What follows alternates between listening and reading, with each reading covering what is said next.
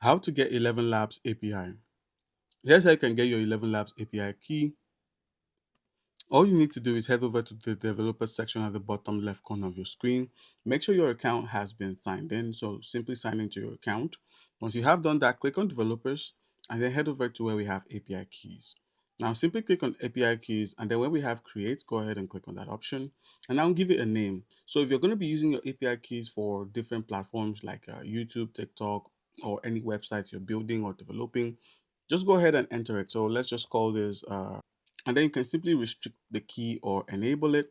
So unrestricted API keys present significantly higher threat vectors if they are leaked. So please take note of that and actually restrict your key.